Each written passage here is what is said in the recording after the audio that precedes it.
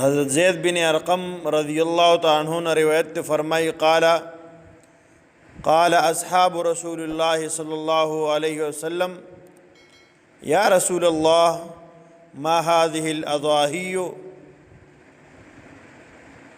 فرمائی صحابہ اکرامو جناب نبی کریم صلی اللہ علیہ وسلم نے تپوسو کہ دا اللہ رسولہ دا قربانی سے شے دی؟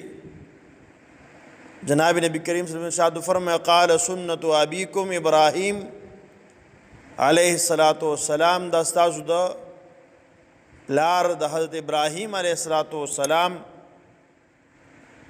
دا داغ سنت تی. قالو فما لنا فیہا، صحابہ اکرام تپوسو کہ دا اللہ رسولہ صلی اللہ علیہ وآلہ وسلم پدی کی زمون دا پارس دی.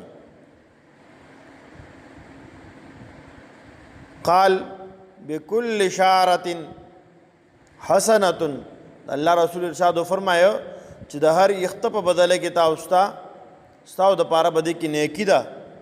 قالو جناب نبی کریم صلی اللہ علیہ وسلم نے تپوس کی، صحابہ اکرام فرمائی فالصوف یا رسول اللہ صلی اللہ علیہ وسلم، دو گڑے داغی د وڑے متعلق سا حکم دی؟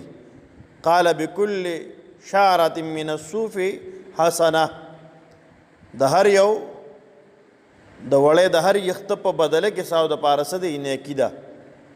ابن ماجه دا روایت ذکر کړی دی. ترمذی شریف کې د حضرت عائشہ رضی اللہ تعالی عنہا نے روایت فرمائی ما عمل ابن آدم من عمل یوم النحر احب الی اللہ من احراق الدم. جناب نبی کریم صلی اللہ علیہ وسلم فرمائی چې د قربانۍ په ورځ باندې د الله رب العزت په دربار کې هیڅ یو عمل د قربانۍ نه زیات الله رب العزت ته خوښ نه دی.